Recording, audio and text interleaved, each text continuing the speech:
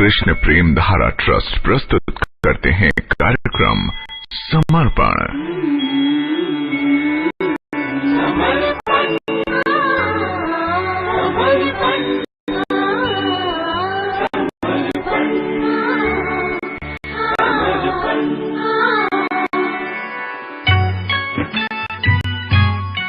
कार्यक्रम समर्पण में आपके साथ हूं मैं प्रेम धारा। नमस्कार, कैसे हैं आप? देखिए, हम सब पृथ्वी के ऊपर हैं, है ना? और बड़ी बड़ी गाड़ियां चलाते हैं। पृथ्वी के ऊपर कितना कुछ करते हैं हम लोग, भागते हैं, दौड़ते हैं, कितना कुछ करते हैं। लेकिन विज्ञान में हमने पढ़ा है कि पृथ्वी घूमती है, अपने अक्ष पर घूमती है, फिर सूरज के चारों ओर घूमती है। कुछ ऐसा ही पढ़ा है ना? लेकिन हमें पता ही नहीं चलता कि कैसे घूम जाती है। सुबह होती है पृथ्वी के घूमने से, रात होती है पृथ्वी के घूमने से। ये सब हमने पढ़ा। और हमें पता ही नहीं चलता कि कब सुबह हुई और रात भी हो गई। ठीक है ना? पता ही नहीं चला कब घूम गई इतनी पृथ्वी कि वर्ष बदल गया, ऋतुएं बदल गई, पता ही नहीं चला। और इसे ही कहते हैं काल। काल काल का ही हमारे ऊपर नियंत्रण है। हमें नहीं पता चला, इसका मतलब ये नहीं कि काल का नियंत्रण नहीं रहा। हमें नहीं पता चला, ये हमारी अज्ञानता है कि नहीं? और यही बता रहा है आपको हमारा आज का श्लोक ध्यान से सुनिए। नान्यम तव अंघ्रि उपनयात अपवर्ग मूर्ते क्षेमम जनस्य परितोभिय ईश विद्मः ब्रह्मा बिभेत्यलमतो द्विपरार्धधिष्णयः कालस्य ते किमुत तत्कृत भौतिका नाम। अर्थात, हे प्रभु, ब्रह्मा भी, जो कि ब्रह्मांड की पूरी अवधि तक अपने उच्च पद का भोग करता है, काल की गति से भयभीत रहता है, तो उन बद्ध जीवों के बारे में क्या कहा जाए जिन्हें ब्रह्मा उत्पन्न करते हैं। वे अपने जीवन के पग पग पर भयावने संकटों का सामना करते हैं। इस भय से छुटकारा पाने के लिए आपके चरण कमलों की, जो कि साक्षात मोक्ष स्वरूप हैं, शरण ग्रहण करने के सिवाय और कोई साधन मैं नहीं जानता। कितना सुंदर श्लोक है। और कितनी प्यारी बात इस श्लोक में आपको बता रहे हैं हमारे शास्त्र। भगवान की स्तुति है ये, भगवान की स्तुति, भगवान की इम्पोर्टेंस, उनके महत्व पर यह श्लोक बहुत सुंदर तरीके से प्रकाश डाल रहा है। बताया गया है कि ब्रह्मा भी, जो कि ब्रह्मांड की पूरी अवधि तक अपने उच्च पद का भोग करता है। कहा जाता है कि ब्रह्मा की आयु 100 वर्ष की है, पर ये 100 वर्ष हमारे इस धरातल के 100 वर्ष से अलग है। ब्रह्मा का जो एक दिन होता है, ये माना जाता है कि उस दिन में ये जो चतुर्युग हैं, यानी कि सतयुग, त्रेता युग, द्वापर युग और कलयुग, ये 1000 बार आ जाते हैं एक दिन में। और एक रात में भी ये चारों युग 1000 बार आ जाते हैं। तो इतना बड़ा दिन और इतनी बड़ी रात, देखने में और सुनने में तो लगता है भाई कि ब्रह्मा जी की तो आयु कभी क्षय होती ही नहीं होगी, हमेशा रहते होंगे, हमेशा दिव्य पद पर बने रहते होंगे, शाश्वत भोग करते होंगे। ब्रह्मा की आयु अगर किसी को मिल जाए तो फिर क्या कमी है, जिसकी एक दिन में 1000 बार 4 युग बीत गए और एक रात में भी यही हो गया। तो 100 वर्षों में कितना कुछ हुआ। तो वो ब्रह्मा भी, जिसकी आयु अनंत जैसी दिखती है, असीम जैसी दिखती है, वो भी काल की गति से भयभीत रहते हैं। सोचिए, उन्हें भी डर लगा रहता है कि आज नहीं तो कल ये जो मैं भोग रहा हूं ना, ये इसका खात्मा हो जाएगा, समाप्ति हो जाएगी। ये ब्रह्मा वो हैं जो विभिन्न योनियों का शरीर तैयार करते हैं। इन्हें हमारा विधाता भी कहते हैं। तो ब्रह्मा जी को सबका पिता माना जाता है कि भाई इन्होंने समस्त योनियां तैयार की। हालांकि सब भगवान के निरीक्षण में, उनके गाइडेंस में, उनकी अध्यक्षता में होता है, बावजूद इसके जो है ब्रह्मा जी का एक रोल होता है। तो ये ब्रह्मा जी, जिनकी आयु है 100 वर्ष, वो डरते हैं कि 100 वर्ष के बाद मैं 101वां वर्ष नहीं देख पाऊंगा। वो भी डरते हैं। तो सोचिए, ऐसा व्यक्ति जिसका एक दिन और एक रात इतनी बड़ी है, उनको भी डर लगता है कि भाई ये काल की गति जो है वो बड़ी शाश्वत है, ये तो हमें मार के रहेगी एक ना एक दिन। तो हम जैसे बद्ध जीव, हमारा क्या बताइए? हमारी अधिकतम आयु 100 वर्ष है और एक दिन हमारा 24 घंटे में बीत जाता है। एक दिन 24 घंटे में बीत गया और 100 वर्ष का जीवन सबको मिलता नहीं, ये आप जानते हैं। श्रीमद् भागवतम में कहा गया है 12वें स्कंद में कि आने वाले समय में, यानी जैसे जैसे कलयुग प्रगाढ़ होगा, तो मनुष्य की अधिकतम आयु 50 वर्ष हो जाएगी। और आज भी आप देखते हैं कितने ही लोग 50 वर्ष की अवस्था से पहले ही मर जाते हैं, कितने ही बच्चे मर जाते हैं, कितने ही लोग अभी जवानी की दहलीज पर कदम रखते हैं। माँ बाप उनके लिए सपने बुन ही रहे होते हैं, सोचते हैं कि अब बच्चा पढ़ लिख गया, अब तो तैयार हो गया, अब तो नौकरी करेगा, कमाएगा, और पता चलता है कुछ ऐसा हुआ हादसा कि बच्चा नहीं रहा। तो जहाँ ब्रह्मा जी की आयु ऐसी है कि जहाँ उन्हें डर लगता है कि भाई मैं मर जाऊंगा, वहां हमारा क्या? हम तो ऐसे हैं कि जैसे पानी भरिए आप, तो पानी जब भरते हैं तो उसमें बुलबुले उठते हैं, और बुलबुले उठे और आप देखेंगे आंख झपकने के बाद 2 सेकंड में वो बुलबुले फूट जाते हैं। बुलबुले जब पैदा हुए तो बड़े मस्ती कर रहे थे कि हम पानी की इजाद हैं, हम देखिए हम तो पानी में हैं, मजे हैं। लेकिन वो बुलबुले का जो हंसना था वो फूट गया, समाप्त हो गया, काल के चक्र में फंस करके, काल की गति की वजह से। ऐसे ही तो हमारा जीवन है। पानी केरा बुदबुदा असमानस की जात, देखत ही छिप जाएगा ज्यों तारा प्रभात। भगवान ने भी तो कहा है कि ये जो हमारा जीवन है ये कैसा है? सुदुर्लभम है, सुदुर्लभम, लेकिन कैसा है? क्षणिक है। ये भी चला जाएगा, खत्म हो जाएगा। कहाँ ब्रह्मा जी की आयु और कहाँ हमारी आयु। हमारा 100 वर्ष भी ऐसा है कि जैसे पलक झपकते ही बीत जाएगा। और उस आयु में हम भी कितना झेलते हैं, कितने कष्ट सहते हैं, क्या कुछ होता है, इसी पर चर्चा करेंगे हम। सुनते रहिए समर्पण। आप सुन रहे हैं कृष्ण प्रेम धारा ट्रस्ट द्वारा प्रायोजित कार्यक्रम समर्पण। आप हमसे संपर्क कर सकते हैं इन्फो नंबर्स पर 9650164592 यानी 9650164592 9818231939 यानी 9818231939 9213414657 यानी 9213414657 और 9810397596 यानी 9810397596।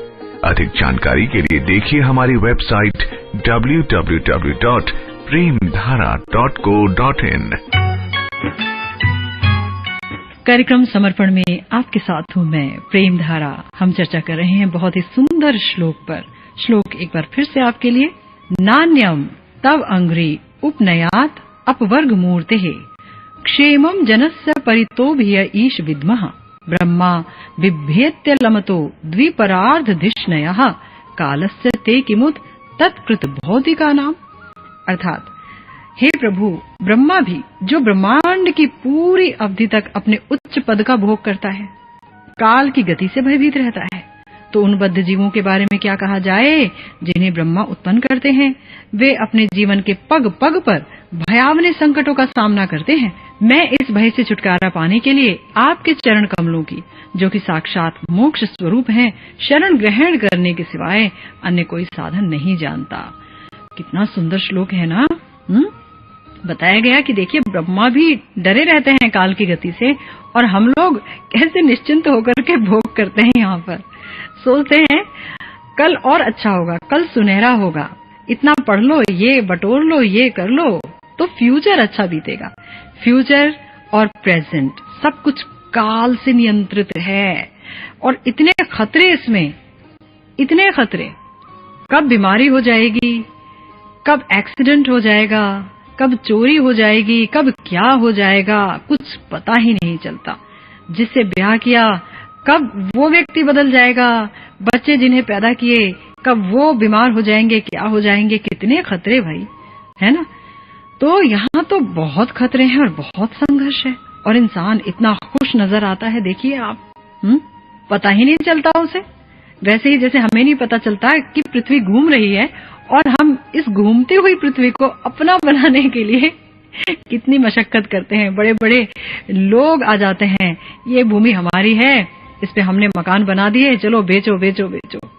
अरे पृथ्वी घूम रही है भाई, घूम रही है और तुम्हें भी घुमा रही है, और भगवान भी तुम्हें इसी माया में घुमा रहे हैं। ब्राह्मण सर्वभूतानि यंत्रारूढ़ानि माया, यही तो माया है। और माया किसे कहेंगे बताइए आप? वो जो आपके साथ नहीं जाएगा, जिसे लेके आप नहीं आए, जिस पर आपका कोई हक नहीं, चंद कागज के नोटों को दे करके उसे अपना बना रहे हैं। भूमि भी हैरान परेशान हो जाती है ना? तो कुछ नहीं है। तो अब इतना भय है, देखिए भय से आक्रांत है व्यक्ति, पता ही नहीं चल रहा कि उसके अंदर कितना भय है। भय को वो कहता है ये जीवन शैली है, this is life, life is like this, बस जीवन ऐसा ही है। कभी सुख है, कभी दुख है, थोड़े दुख है, थोड़े सुख है, कुछ गम है, कुछ खुशी है ना? बस यही गाने बना बना करके सब खुश रहते हैं। लेकिन सच्चाई से आप आंख नहीं मूंद सकते कि आप और हम सब काल की गति के शिकार हैं। तो अब इस भय से कैसे छुटकारा पाएं कि कभी मृत्यु हमें ना दबोच जाए, कभी ये बीमारियां हमें ना कंट्रोल कर लें। हमारा क्या होगा? एक ही जीवन दिया मनुष्य जीवन भगवान ने कि भजन कर लो, मुझे प्राप्त कर लो। हमने तो वो किया नहीं, अब क्या होगा? तो यहाँ बोला कि अगर इस भय से छुटकारा पाना है कि कल मर जाएं, आज मर जाएंगे, कब मर जाएंगे, इन सब से मरने के डर से छुटकारा पाना है, तो भगवान के चरणों की शरण ग्रहण करने के सिवाय कोई उपाय नहीं है। यहाँ बताया भगवान के चरण कमलों के। याद रखिए, निराकार के चरण कमल नहीं होते, साकार ब्रह्म के ही चरण कमल होते हैं, और चरण कमलों की ही शरण ग्रहण करनी चाहिए। प्रभु मैं आपके शरणागत हूँ, शरण किसकी लेंगे? हैं? चरणों की ही शरण ली जाएगी ना। तो ये ही चरण है जो मोक्ष स्वरूप है। भगवान के चरणों की जो शरण ले लेता है वही भगवान तक पहुंचता है। नहीं तो भगवान ने क्या कहा? आ ब्रह्म भुवनात् लोका पुनरावर्तिनो अर्जुना मामुपेत्य तु कौन्तेय पुनर्जन्म न विद्यते।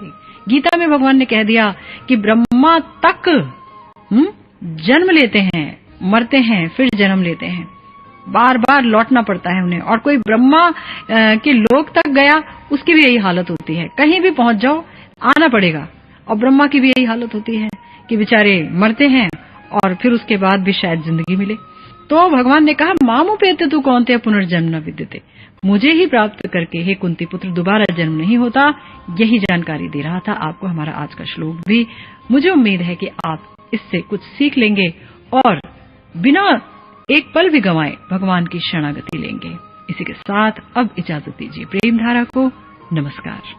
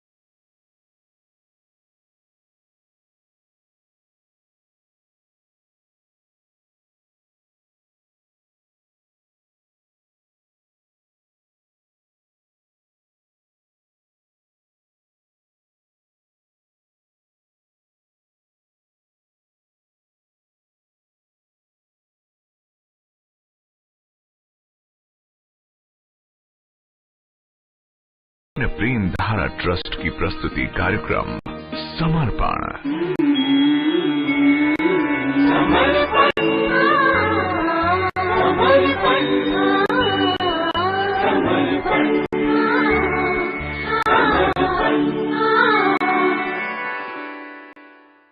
आप सुनने जा रहे हैं कृष्ण प्रेम धारा ट्रस्ट द्वारा प्रायोजित कार्यक्रम अर्पण। अर्पण अर्पण अर्पण अर्पण अर्पण अर्पण अर्पण अर्पण।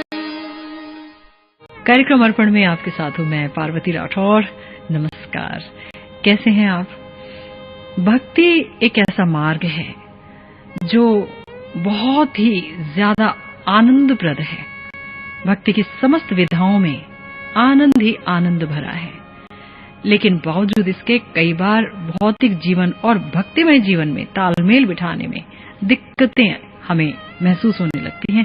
अगर आपको भी इस तरह की दिक्कतें महसूस होती हैं या अन्य कोई प्रश्न है आपके या कोई विचार आप हमसे शेयर करना चाहते हैं, तो कृपया आप हमसे बात कीजिए और अपने प्रश्न और विचारों को रिकॉर्ड कराइए। तो आइए लेते हैं कार्यक्रम में आज का पहला प्रश्न।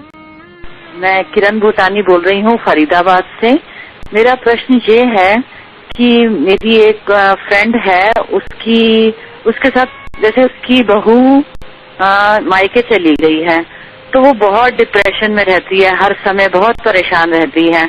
तो मैं चाहती हूँ कि आप कुछ ऐसा समझाइए उसको कि उसका दिमाग थोड़ा ठीक हो जाए, प्लीज। किरण भूटानी जी, क्या समझाऊं मैं? आप सोचती हैं कि मैं कुछ कहूंगी और सब समझ पाएंगे क्या? देखिए, आपकी फ्रेंड की मैं उम्र सोच रही हूँ। जिनकी बहू हैं और बहू मायके चली गई हैं, वो एक अलग बात है। मतलब उनकी एक अच्छी खासी उम्र होगी ना, जिंदगी के सारे दिन उन्होंने देख लिए होंगे। क्या वो ये कह सकती हैं कि भाई मैं सुखी हूँ, बहुत सुखी हूँ? आज वो दुखी हैं, तो क्या आज से पहले कभी उन्होंने दुख की छाया भी नहीं देखी? दुख तो उन्होंने हमेशा देखे ना, हमेशा हमेशा। उन्होंने क्या, हमने देखे, आप देखते हो। दुखी दुख है इस संसार में, तो दुखमय संसार में इन्होंने सोचा ही कैसे है कि सुख मिलेगा? हाँ, सुख मिलेगा, ये तो बहुत मुश्किल है। अब क्यों चली गई मायके, क्या कर्म थे, क्या नहीं थे, किस कर्म का हिसाब किताब लेने के लिए आई थी, हिसाब किताब दे के चली गई, क्या हुआ, ये हमारे जानने की विषय वस्तु नहीं है। हमारे जानने की विषय वस्तु है कि भाई जब वो आई तब हमारी उम्र इतनी थी और वो चली गई तो अब हमारी उम्र इतनी हो गई। हम अब तक अपने बेटे के लिए रोते रहे कि पढ़ ले, अब कुछ बन जा, ब्याह कर दें, ये सब हो गया। अब उसके बाद अब इस चीज के लिए रो रहे हैं, तो कब तक रोते ही रहेंगे? हंसना नहीं है क्या आपको कभी भी?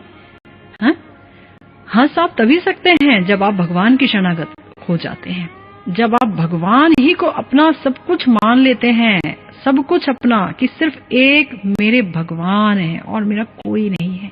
मानना और शरणागति हो जाना और भक्तों के मुख से भगवान के बारे में सुन सुन करके और आसक्ति और अनुराग की प्राप्ति करना, है ना? तभी जब भगवान की तरफ मुड़ेंगे तो आपको दिखेगा, क्या दिखेगा कि अरे मैं कहाँ किस अवस्था में पड़ी हुई थी।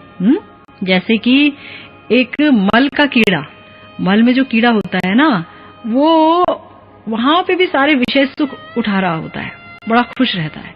ऐसी हमारी सबकी हालत है कि संसार में हम बड़े खुश से नजर आते हैं, लेकिन क्या ये सच में खुशी की बात है? जो व्यक्ति जानता है कि वो मल है और कितना खतरनाक और कितनी गंदी चीज है, वो कहता है अरे कितनी गंदी चीज है जिसमें ये पड़ा हुआ है। ऐसे ही जो व्यक्ति जानता है कि संसार की फितरत ही ये है कि वो दुखमय है, तो वो जानता है कि जब तक संसार में पड़े रहोगे ये हालत आपकी होगी। तो इसलिए मैं उनको भी, आपको भी, खुद को भी ये समझाती हूँ कि संसार की आसक्ति से निकलकर भगवान के प्रेम को आत्मसात कीजिए। ठीक है? मैं मेरठ से बोल रही हूँ, ममता।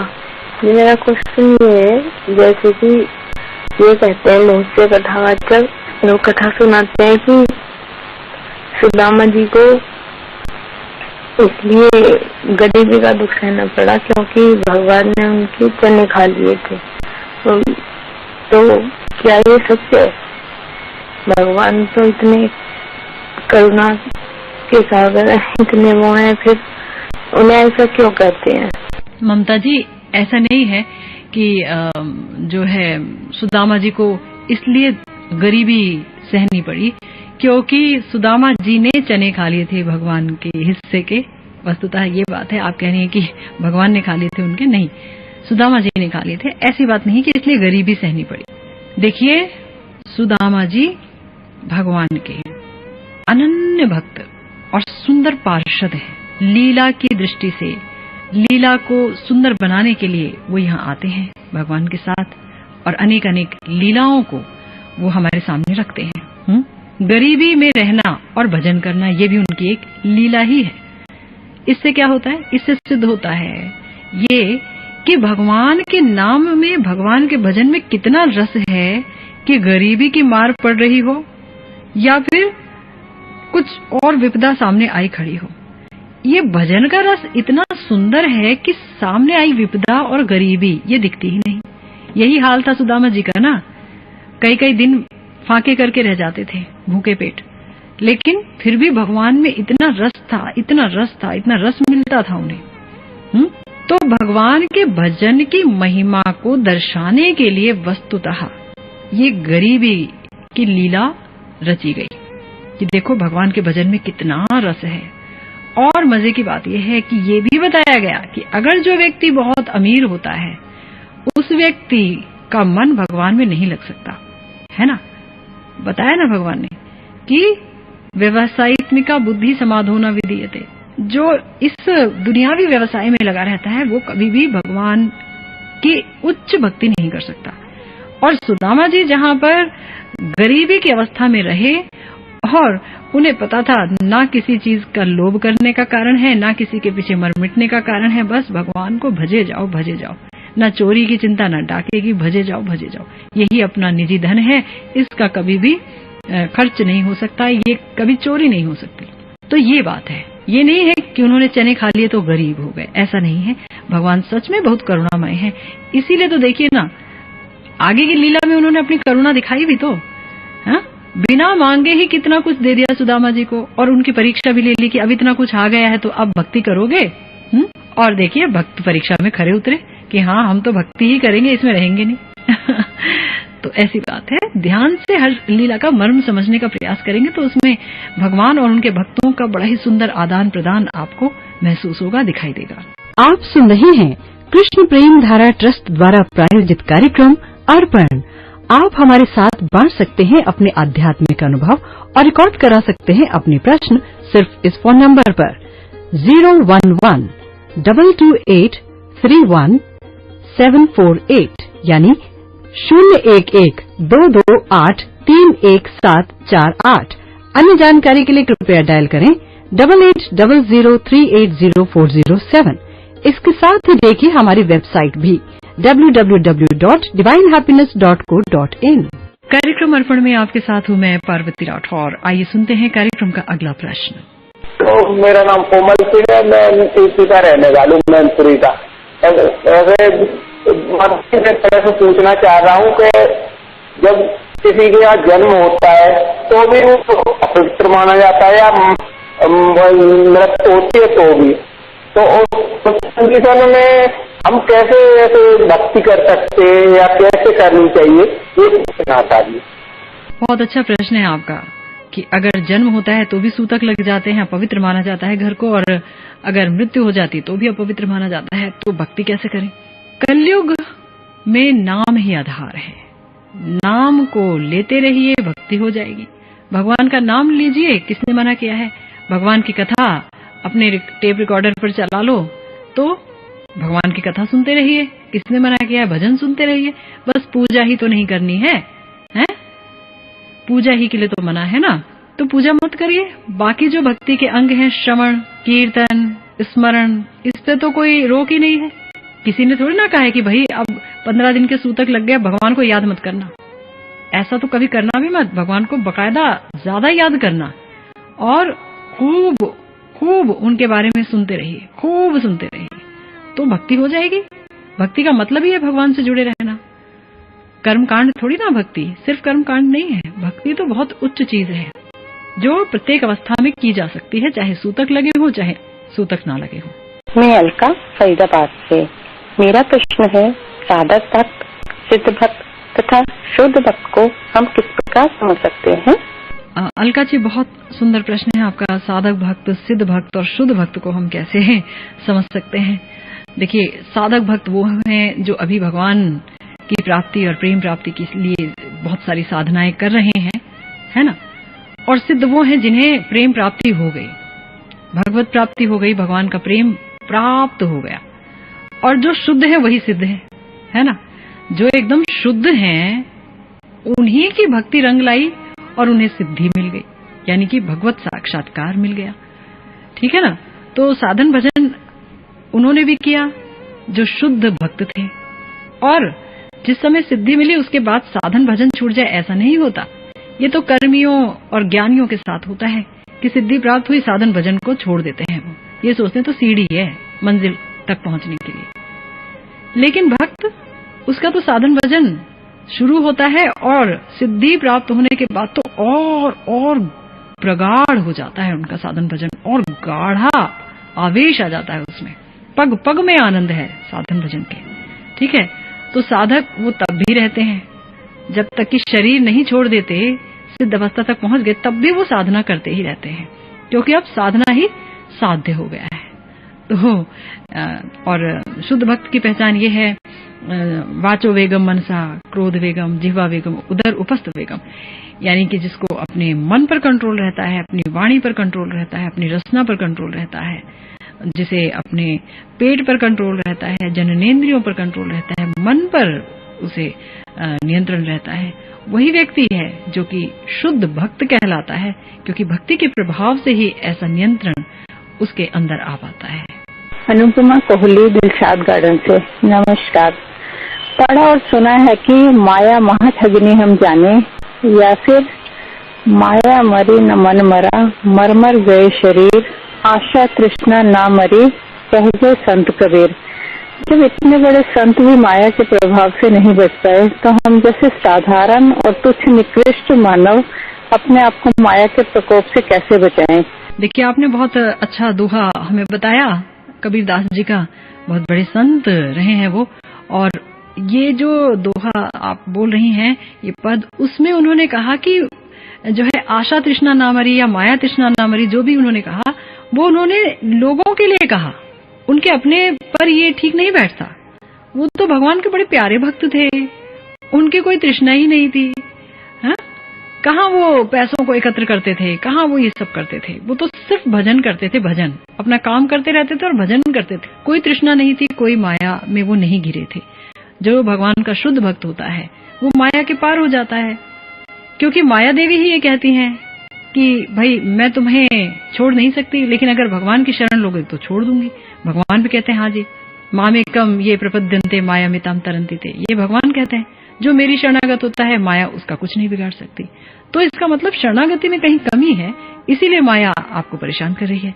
शरणागति पूरी तभी होगी जब आप शुद्ध भक्तों के संग में हरि कथा सुनेंगी और उनके अनुगत्य में भजन करेंगी, तभी बात बनेगी, वरना अपने से प्रयास करने से बात बिल्कुल नहीं बनेगी।